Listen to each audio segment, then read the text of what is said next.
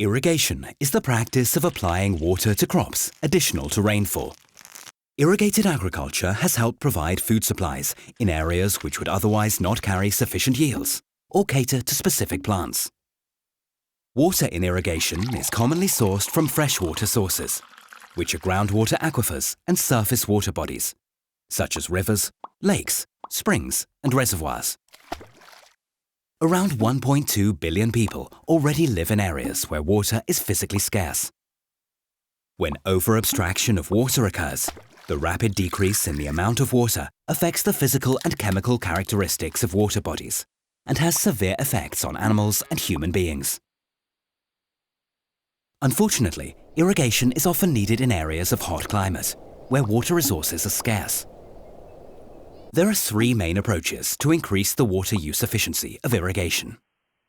The first is to reduce water losses through managerial and technological responses, as almost 50% of abstracted water for irrigation is wasted from evaporation, leakage, or spillage. A managerial response is irrigation scheduling, which reduces water losses by maximizing irrigation efficiency and optimizing water usage. An example would be night irrigation to avoid evaporation. A technological response is to improve the irrigation system. The commonly used irrigation methods today are surface irrigation like flood irrigation, sprinkler irrigation, drip irrigation, and subsurface irrigation.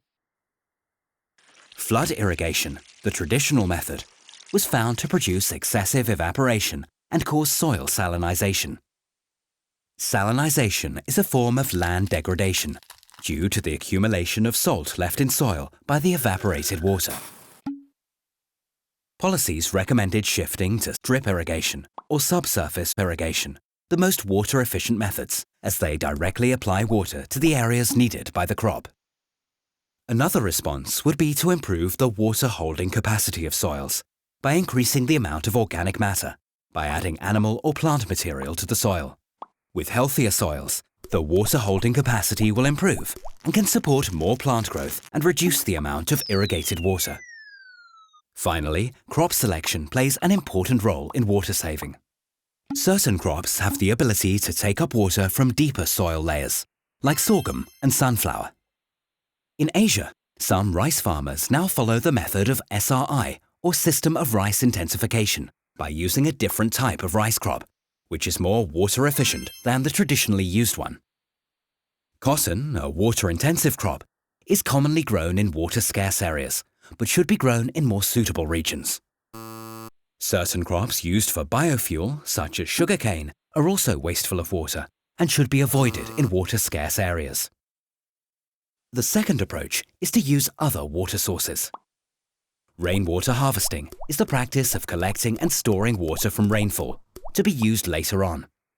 This reduces the usage of water from freshwater sources. Similarly, water reuse is practiced to irrigate green areas in the city where wastewater is abundant. This is not recommended for food crop irrigation, as there are numerous health and safety hazards when using wastewater. Socio-economic responses, such as water monitoring and pricing, is the third approach. It seeks to improve water efficiency by raising awareness and giving incentives to farmers and water users. It is critical to know how much water is available and is used. As they say, you cannot manage what you don't measure.